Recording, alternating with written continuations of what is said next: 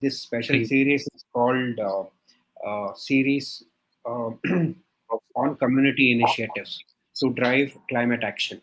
So, my first, it's not a question. Can you just tell me a bit about your background in sustainability and environment?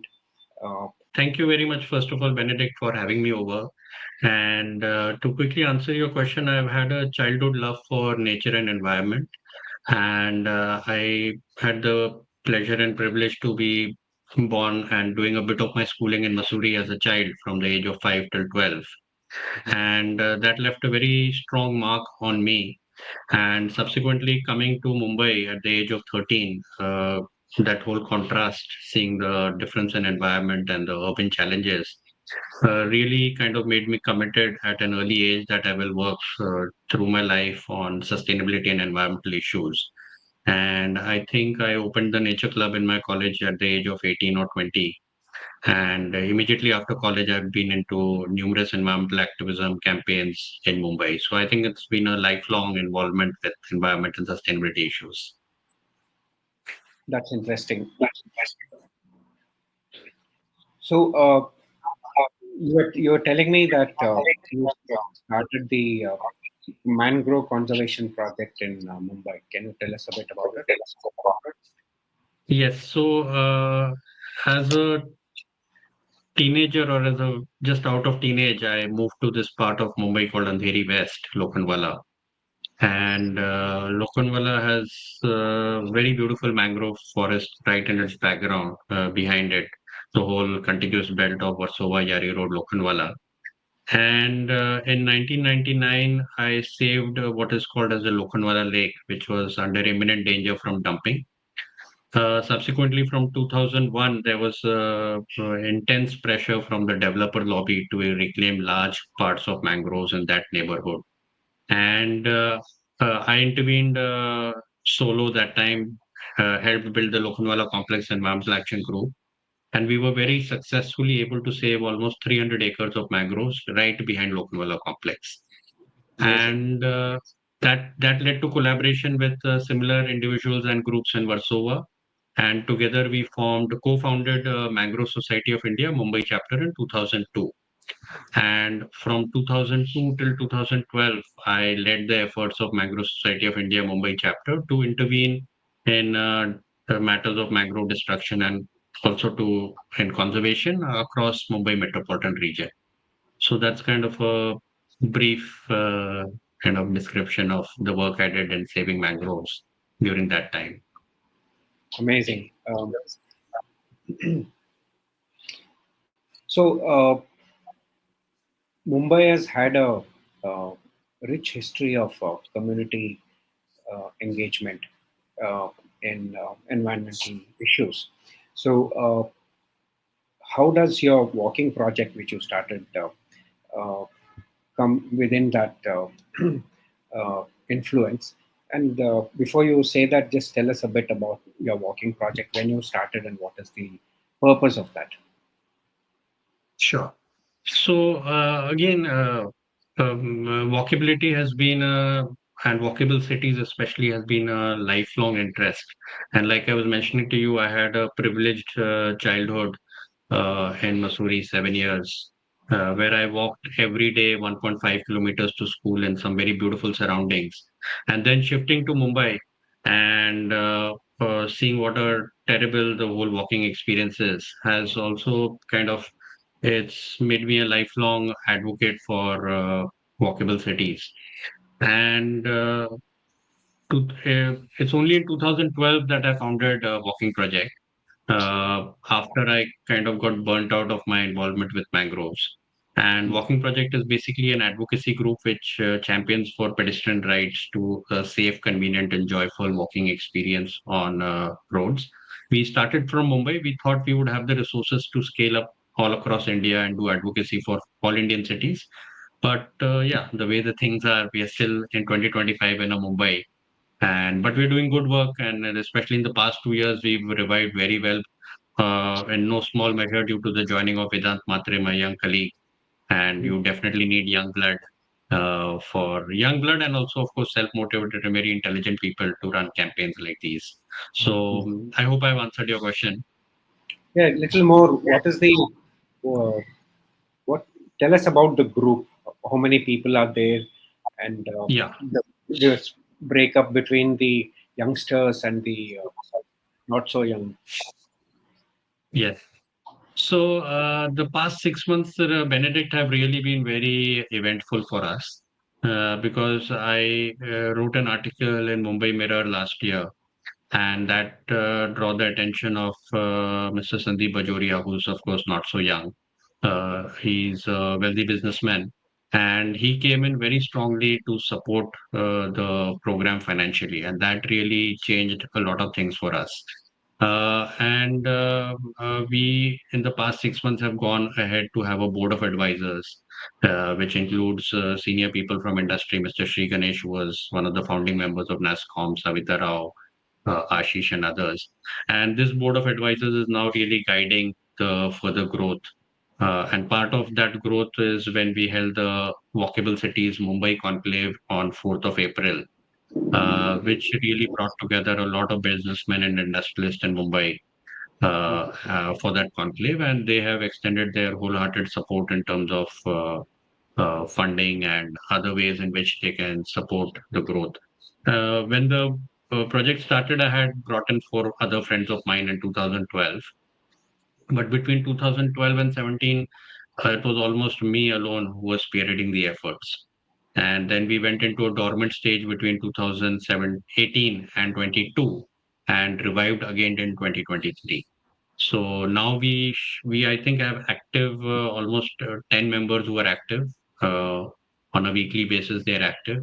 We have 2025 regular recurring donors, and that's the situation right now. We have a WhatsApp group, I think, which has 200 members. Okay, But our influence, of course, is much more through our social media. interesting. Uh, so, what lessons can initiatives, community initiatives like yours, uh, I mean, people in other cities, communities, community initiatives in other cities can learn from your experience. See, I think there are differences in communities, but I think 80% of the work you do will be consistent across the country. And I think one of the most important things is to really identify key activities which you should do, which will create a difference, which will help in bringing community together. Because one thing, of course, I've realized is being in reaction mode does not help at all. You Mm, need to be kind of true to your goal, identify some of the key activities which will help bring community and all stakeholders together, and in a sense consistently being doing it over a period of 6 months, 1 year, if you're mm, starting fresh, which will help enlarge your circle of influence, so to say, and help build community and bring more people together. So it's the initial journey which can be difficult, which is where you have to strategically choose what you should do, and more importantly what you shouldn't do, I think. So, what is the state of community movement in Mumbai right now? It's a long topic, and I have very strong opinions on that. But all said and done, I would say I'm not really very happy with the way community is organized in Mumbai. Mumbai is going through, I think, one of the most difficult times in possibly the last 50 or 100 years. And the city is seeing some enormous governance challenges, especially in the past 5 years. And it's been a very, very tumultuous time. Everybody is going through a very difficult time, I think, emotionally, everybody who's connected with the city. The condition on our roads, the road concretization, the neglect of BST, you must be knowing the public bus service. And Yeah. it's a tragedy to see 3 million people on a daily basis spend 1 hour standing at bus stops. Mm, Our tree cover has been in a very precarious situation, and so a lot of our I think community needs far more better organization. Our mm, NGOs, our civil society groups really need a lot of support. mm, mm. That's interesting. Um, what is the future now of your walking project? What plans? What are the plans? See, I think after we did the 4th of April conclave, things have been very positive. We've received a lot of appreciation. And going forward, what we are aiming is to become very, very methodical about how we are going to go ahead. Mm, Mumbai has 26 administrative wards, mm, and what we are saying is the city is too big, almost 20 million population. I think we still haven't had a census since 2011, but my kind of informed guess is it's 15 million to 20 million, and it's not easy for a small group of 3 or 4 people in the secretariat to be able to handle this. So we are going to form ward level committees where we'll have at least 10 people joining them and where they will highlight the most important road stretches or junctions which are being very intensively used and are currently unsafe. So we'll kind of build up a database of these junctions and stretches in the 24. We also plan to meet the municipal commissioner very soon and try to formalize a structure whereby these groups at the ward level can work with the local assistant commissioner, the traffic police, and other authorities, and also budgetary provisions can be made from BMC, and there can be a time bound closure to these problems. For example, I mean, some of these junctions crossing is highly unsafe. There are critical sections around metro and railway stations which don't have any footpaths, people are walking on the roads. So those are the kind of issues which we want to, on a priority basis, want to address in the coming year. So, how do you think the community groups uh, can become more effective in how they deal with the authorities? So, what is the secret to better outcomes in how we engage with the authorities? See, the secret, I think, really is that where community can help a lot is that we are in urgent need of human resource. None of the Mm, work we are doing is kind of voluntary or on a weekend basis where we meet on a Saturday, Sunday and do something. The core mm, secretariat of 3 people, 4 people right now at Walking Project is working Monday to Friday, even Saturdays, Sundays at times. And the more human resource we have, the more uh, our frequency of interaction increases. I mean, if there are 26 wards in Mumbai, there are 26 assistant commissioners. There's a mm, chief engineer roads. There is a deputy chief engineer roads for various zones. mm, These people have to continuously be given feedback mm, of what we require on our roads and what is going right, what is going wrong. And that mm. can only happen, it cannot happen over Zoom calls and Yeah. writing emails. It has to Mm, be in person, which means we mm, immediately need 10 more people in the walking project team. We mm, also keep getting queries from other municipal corporations in the region, Panvel, Virar, Vasai. Not to mention, we get queries from Nasik and Pune. But we are not mm, able to engage communities because of the simple reason that the existing team is too thinly stretched. So I think the secret of success with the municipal corporation is much frequent interaction, continuous feedback. All the policies and the rules and guidelines are all in place. They know it very well, and yet things go wrong on our streets. And the only way to stop that is to give timely feedback. mm, So, like right now, we know that there is a 300-kilometer metro network being rolled out across mm, the region. And mm, we are already in touch with MMRD and BMC saying that we don't want to reach you after 3 years mm, when we see faults and then bring out faults. We want to interact with you right away, give you feedback, so that when you're giving out your work orders and your contracts, these things are already in place and we don't see uh, civil work which is wrongly executed.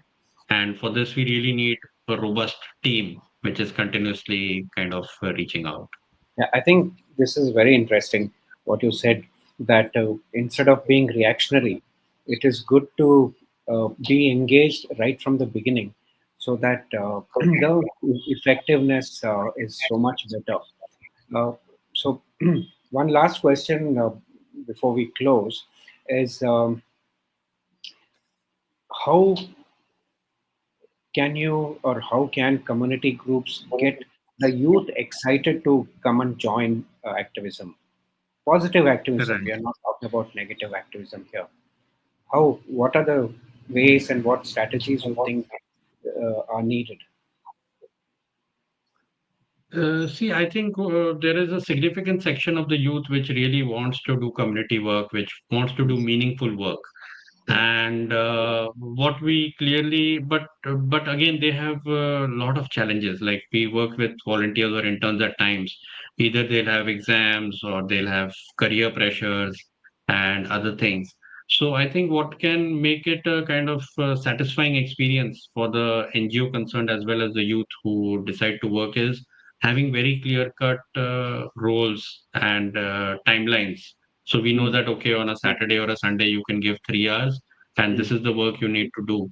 And I think having very clear cut written documents as Yeah. SOPs, which they can read, and instead of kind of informal kind of It's conversations. yes. So Yes. it has to be very methodical, the engagement. In fact, I've realized with volunteers it needs to be far more methodical than with your immediate team, because with your immediate Mm. team, you're constantly in touch and you can do damage Yeah. control and firefighting Mm. very easily. But with volunteers, it leads to a lot of frustration if things don't go as per plan. So I think being organized is really very critical if we need to engage youth. So as So that's tell us the a bit responsibility about is your book. solely on the Tell us a yeah. bit about your book, and then we can close. Sure. My book, Saving RA, The Undoing of Environmental Campaign, was basically capturing, in a good part, my frustration, but also as a kind of a guiding light or a, so to say that for future campaigns and how things Mm. can go wrong. And things don't go wrong even in the immediate moment. Things take decades at times to go wrong, and the things build up before a crisis comes. And that is what I'm capturing in my book. I was the first one when the public meeting for the RA car shed happened in 2012 to object. And it was very frustrating for me in 2014 when we saw that we had not done anything in the intervening period to save. And the alternatives for the car shed were clearly there, but we didn't act in time as civil society groups, as environmental groups. And that is the whole what I'm capturing in my book. And the purpose is to really guide future campaigns. Yeah. Thank you so much, Rishi, for your time. We'll Thank stay in you. touch, and all the best We'll for stay all in your touch. future campaigns. No, no, thank you. Thanks a lot, Benedict. Thank you. Bye.